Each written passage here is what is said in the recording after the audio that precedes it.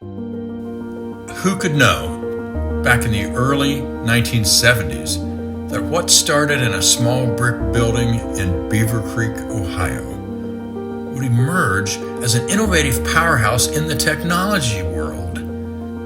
The company evolved to be called Lexis Nexis and would go on to impact the world in powerful ways. From its humble beginnings, this company and its people set the world on a path that led to the information age. Join us for conversations that reveal how this amazing organization evolved and grew.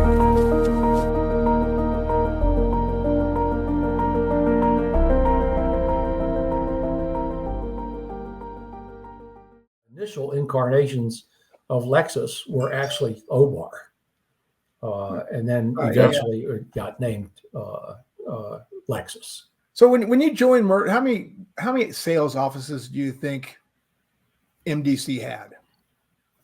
Oh, at that time? Yeah. Oh, we were New York, DC. Then Henry hired Stu Harvey in Chicago, another former IBM salesman. Then he hired, and I've been racking my brain to try to understand why he hired Ralph Pearson out in Los Angeles. Because when I talk about the limited databases that were available at that time, we had pretty much all the U.S. Supreme Court decisions. We had about 13 years of federal appellate court decisions, and we basically had like the thinnest of federal district court's opinion, maybe 2 or 3 years, and then. In terms of state case law, we had New York, we had Ohio. That was pretty much it. Well, we had some Missouri because of the Missouri bar relationship, but there was almost nothing to sell. Right. And unfortunately, my being in Washington, we had many law firms who were dealing with the federal government, and so in that sense, I was in a great location. Matter of fact, there was an experimental contract that had already been signed before I joined with the IRS, and so of course I had to go along and make sure they were tended and everything. Actually, the first Lexus, what was called the standard Lexus terminal, this beautiful walnut-based machine, cabinet. Deluxe, yeah, deluxe desk. Well, this was the standard, not the deluxe. Oh, okay. With the preformed molded plastic top. Yeah. And it had well, of course, it had this like 9-inch monitor on a little swing arm that you could move around, and it had a built-in modem. Fortunately, we had gotten beyond the acoustic coupler by that time. Oh wow! Yeah. And it was built into this the top of this cabinet, and it was probably, I want to say, 8 or 9 inches wide, and about probably 15 inches deep. This was the then, modern modem. And now you could actually dial the number and just press the button on the modem, and it connected you. Wow. Back in the course of the acoustic coupler, you actually dialed it and you listened for the computer to answer, and then you just slapped it into the coupler. That's the way it worked. And just to tie history together, Terry, in those days, Mert's talking about replacing acoustically coupled modems with more fully integrated modems. I was in the business of selling modems for the Bell system, and I don't even want to tell you how much it cost per month to rent one of those modems. There's a lot of cost. more than they cost to buy new nowadays by far on a monthly basis. And Mert, I do have a question for you. So I'm thinking back, because your employee number was 67. Who was driving product development? Who was driving the fact that Lexis Nexis had to build certain databases? Who was pushing that? Because a lot of times that comes from marketing. Well, Who was driving that? No. That was what I referred to, and they really were the triumvirate that ran MDC. They were Jerry Rubin, who was the president. There was Ed Gottsman, who was a technology guy. He was not a lawyer. And there was Bob Bennett, who was actually co-located with me in the Washington office. And the reason he was there is because he had been stolen away from the CIA. He was a staff counsel at the CIA. They had paid for his law education at Stanford University Law School. And Gottsman and Rubin, induced him to leave the CIA, but the Meade had to pay the CIA to release Bob to come with the company. Bob, probably more than anyone else that I know of, other than Jerry Rubin, was really the one who understood the cultural transformation that had to happen for lawyers to ultimately start using this service. Because back in those days, lawyers, we don't touch typewriter keys. No. Never. That's for the secretaries and the paralegals at best, but not us lawyers. But Bob understood. As a matter of fact, he was instrumental in designing the keyboard with the single function notations on the key. So page forward, page back, page forward, search on where it says enter on your laptop, it said search. And I mean, it was wild. It really was wild. Mert, you're on a topic that I wanted to make sure we got at. So you mentioned attorneys in those days would not consider putting their hands on a keyboard, and obviously that was something that we had to overcome. And whether it be the law school program and other things done by the sales and marketing organization, stuff had to really make some breakthroughs. Some breakthroughs had to be made. But I had, under the broad heading of challenges, whether they be technology challenges, i.e. the acoustic couplers, where you're looking for an analog phone line in a closet somewhere that you can use, or lawyers that don't want to put their hands on a keyboard, or you don't have the data that the customers are looking for. What were some of the challenges that a young sales professional at Lexis Nexis encountered on a regular basis that you might share with us? Well, just getting someone to their attention to listen. That was the toughest thing. And I remember making cold calls to law firms and introducing myself as a marketing representative with Meade Data Central, a division, sometimes we call it a subsidiary, sometimes a division of the Meade Corporation. Oh, well, this was a Fortune 500 corporation, and no lawyer is going to not listen to the rest of the conversation. So that was basically how we used, the fact that we were part of this Fortune 500 company to even get anybody to listen. And then eventually to be able to arrange a demonstration of the lawyers in a firm to actually see this thing in operation. Nate Baer was a staff attorney in our Washington office. Nate had been, you're gonna love this. Nate had been, he was a brilliant young lawyer. I'm sure he still is. He's not young anymore. But he had been an advance man for Richard Nixon. Oh, wow. He actually worked for John Ehrlichman. Oh, God. And he was reading the Washington Post like all of us were. And you realize that, his days were numbered, so he got out fast, Wow.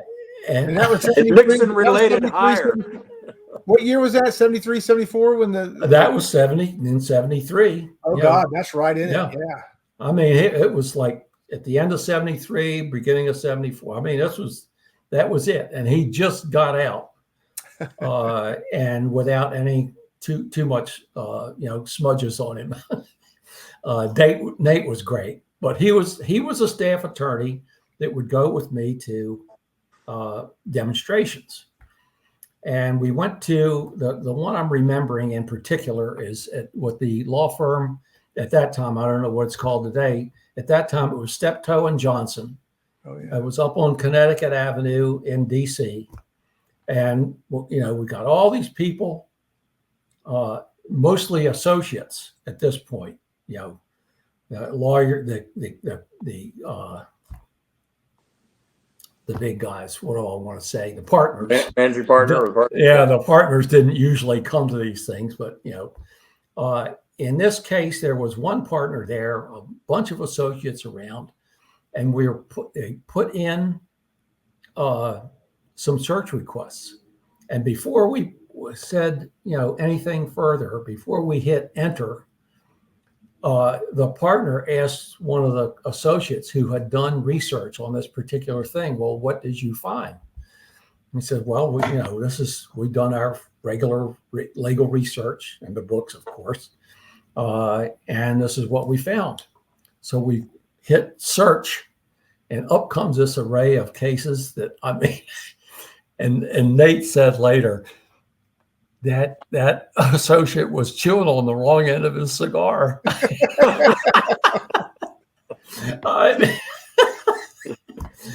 Because it brought back all the stuff that he had not found, through the books. And so that's the kind of thing, that got going. Actually, the first law firm that I actually sold in D.C. was across the park from our offices there. And it was to the law firm of Williams, Connolly, and Califano. Mm-hmm. Edward Bennett Williams, at Redskins, one time owner of the Washington Redskins, among other things. John B. Connolly, who was in the car with President Kennedy when he was assassinated. Governor, yeah. And Joe Califano, those were the three named partners. And so, and it turned out one of the guys that was in my first class in the Marine Corps, let me see if I can remember his name now. He was actually a tax lawyer at Williams, Connolly, and Califano. He's the guy, he married LBJ's oldest daughter. You got a lot of connections in your sales calls here, man. Yeah. Wow. Well, yeah, anyway, we go over in the morning and we're giving a demonstration to lawyers on the lower level lawyers in the firm. And they're all excited. So that afternoon they bring Mr. Williams out, and he says, let me, how about run Ice Pick Johnson?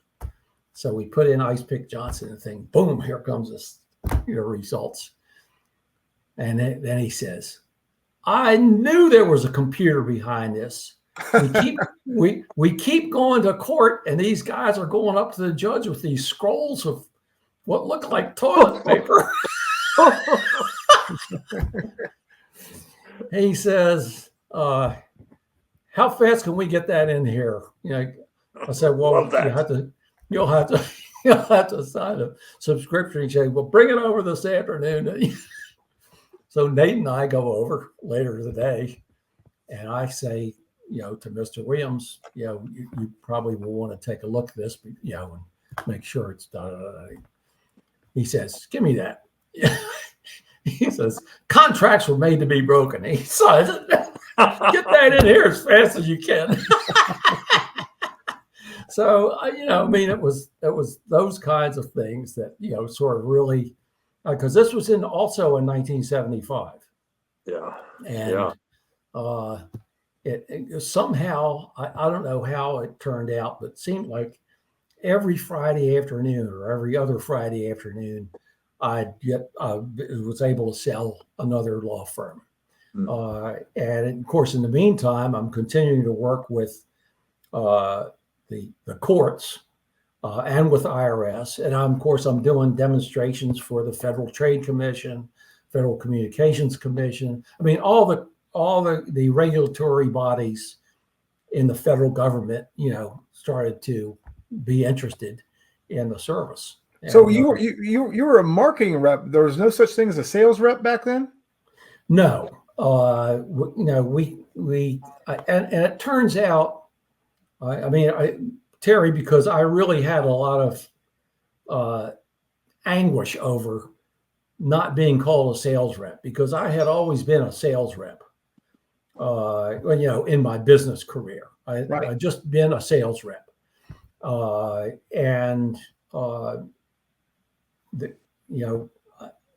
marketing rep didn't. It seemed like, this is sort of, trying to gild the lily a little bit. However, what I realized later on was, in order to expand our reach, when we started going into 1976, I sent my 5-piece terminal by air to Fort Lauderdale, and then I flew down there and then rented a big station wagon and put all the pieces in the back and did a road trip all over Florida. I mean. Probably hit some of those racetracks along the way, but yeah. Might have been. I think there might have been a racetrack or two in Miami, Keith. I don't know where you were just making hay, though. It sounds like once it caught on, right? Yeah. So what we did was there wasn't any like Florida case law, for example, in Lexis. There wasn't any Georgia case law in Lexis. There wasn't any Pennsylvania case law in Lexis. What we started doing was the marketing reps, and now I will say that it was an appropriate term, started building a proposal to law firms that said, if so many of you will commit to subscribing to the service, within 12 months, we will have added certain number of years of your state case law. Mm-hmm. That's how it happened. That's interesting. So you basically said, sign up now, and we'll get. That's exactly right. And that's what we had to do. It was like, hey, look, if we're going to go if this is going to expand beyond these Meade Data Central service areas, we have to broaden the reach of this thing beyond just federal case law. Okay. And so, that's why I agreed at that point that we were actually doing some marketing.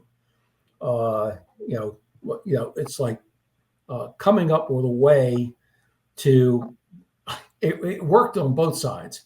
It was like forcing the company to add the case law, but also it was an agreement between the law firms and the company that if you do this, then we'll do this. Yeah, and it worked. You utilize something that I'm sure other businesses that have been in their early formation stage had to do. The Wright brothers probably had to go get some help to build factories, right? Yeah, I suspect you're right, Keith. Mert, I want to get at something that hasn't come up yet, but I know just shortly after you had to start dealing with it, and that is the topic of pricing for doing research. Yes. There's been quite an evolution along those ways, and it's pretty interesting. Can you share with our viewers and listeners what pricing was like in the beginning? And I'm talking about for doing a search and the methodology back then. And that led to evolutions that we've had to date. But especially back then, I'm interested in sharing that. In the first instance, the subscription agreement was we'll provide this standard Lexis terminal, and don't hold me to the actual number. It was like $600 a month, or it might even been as low as $350 a month, or whatever the number was. You get the access point, this terminal, and you get a certain number of hours a month to use it. Okay. And so that lasted for quite some time. And I mean, until the company realized that, well, wait a minute, the measuring use of the service strictly in hours is not going to really help us realize, sufficient returns and make it profitable. Mm-hmm. And you'll recognize that I joined in 73 in September. The company had started selling to New York law firms in April of that year, and it wasn't until 1976 that we started to show any signs of profit. And so, again, you have the situation as the Meade Corporation had, put tens of millions of dollars into the development of MDC, and were they going to continue to even put more money into it? So we had to find a way to monetize the use of the service in such a way that was understandable, but didn't feel like a ripoff. And so, and George Rellis was sort of like our guru on variations on pricing as we went forward. And of course, he worked with the folks in our financial group to make sure that we were doing this. And so we went to, I can't remember, Keith, the first thing was search units. Mm-hmm. You get so many search units that they would cost so much. And ultimately, Dutch Kellerman, may he rest in peace, had come, Jack Simpson had brought him in from IBM, and he was helping us to create some fixed price contract offers to the very large law firms where they would, and I think you probably sold some of this, to like Skadden Arps and stuff. He was doing shuttle diplomacy among big law firms. Yeah, right, yeah. He was like Henry Kissinger back in the day, yeah. Right, yeah. Countries. And so, it was quite an evolution, going from just a certain number of hours for so much money to search units, and ultimately to fixed price kind of stuff. Just for history's sake, what is a search unit? Explain a search unit. I can't. What's a search unit? Yeah. Well, if you couldn't, how do you think about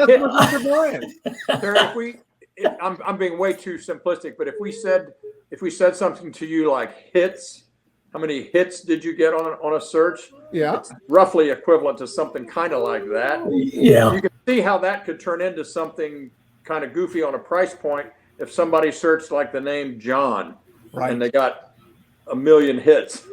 Right. Well, that's a really expensive search that person just did. Well, you're remembering it better than I do, Keith. I I just remember the very difficult customer conversations. Yes, they were difficult, but when we started presenting some fixed contract kind of prices to the very large firms, so because they wanted their lawyers to be able to use this thing, right, and not have to worry about, am I cranking up? How many dollars am I cranking up here? Is it worth doing this search? Because they're doing billable hours, they have to be able to prove this stuff. So do you by chance remember any opportunity you had to issue back a credit to a law firm that really didn't understand the concept? Like they called you up and said, we're not paying this $100,000 bill because this guy didn't understand it. Well, I don't remember issuing any credits, but I suspect that we probably did. Okay. I'm sure we had those kind of conversations. Yeah. Well, one thing that if I could add, Mert, that might maybe open up a wound, but in the law school program a little bit later on became very, very important, as has been discussed in past podcasts, and maybe we'll hit on it some today. But the law students were very accustomed to being very, very aggressive in their searching and getting the full texture of what Lexis could do. And then when they would go into the firm, they would carry that aggressive search habit with them, and they would suddenly be squeezed by the firm because if they went outside of the very narrow boundaries, sometimes a really large bill could ensue from an individual search, a group of searches. And there would certainly be the requests for credits, and there's negotiations that ended up lots of ways, but all that stuff really added a level of pressure that I remember. So, Mert, go ahead.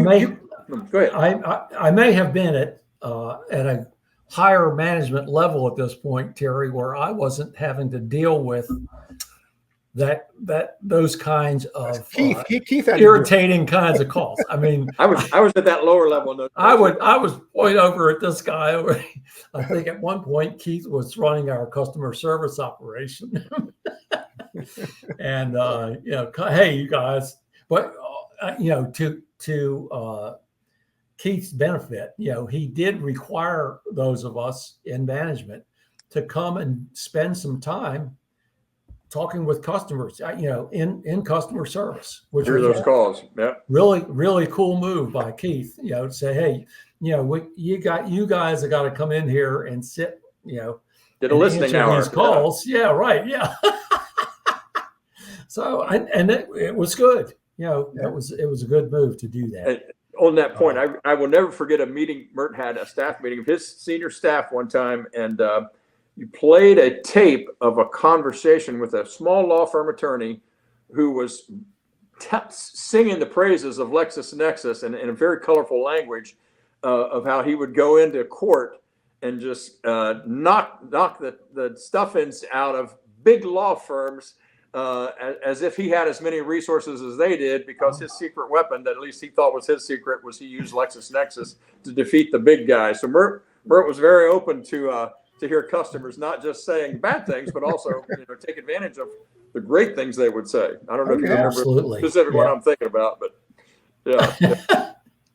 Hey, Mert, you said something that triggered something that was another important partnership for Lexis Nexis, MeData Central early on, and that is when we talk about pricing and we talk about how law firms are billing their customers, we over time formed kind of an interesting partnership, informally, I guess, in that the customers, Terry, would oftentimes bill the client not just for their billable hours, but for Lexis Nexis research. Sure. Yeah. Lexis research, right? Yeah. Can you talk about that a little bit, Mert, how that became important?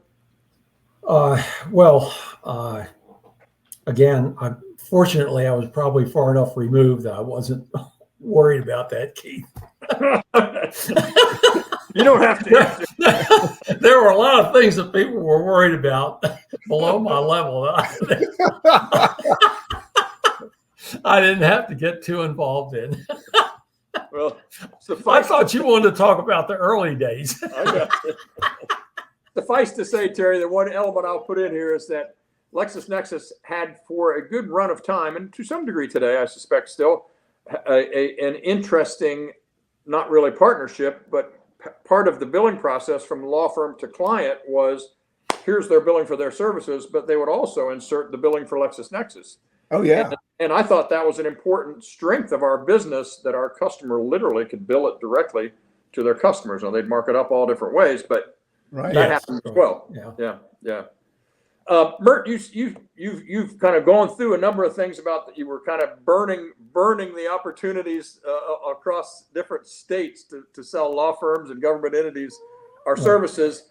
Can I ask you a little bit about the early, I guess the term we would use nowadays would be value proposition, but how you would kind of get rolling and gain the customer's interest about what the potential value of Lexis to that firm or that organization might be? How did you talk about it then when you're like in the first 10 minutes of your conversation with the customer? Yeah, well, Keith, it first of all, once they saw Lexis in operation, you really didn't have to explain too much what the value proposition was. They could realize that the main thing was, because it was full text, you weren't limited.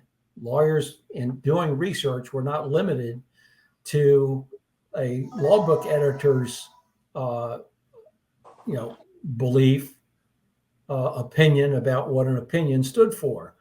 The lawyer or law researcher themselves could actually put in their own language, statute numbers, whatever, and see for themselves whether or not they were getting appropriate results, and that was really the key. It was faster, it was more complete,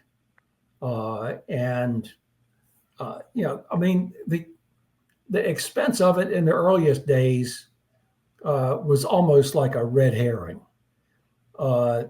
People thought that we were charging for this specialized terminal, and we were, because we could not guarantee any manufacturer sufficient quantities to build terminals for us.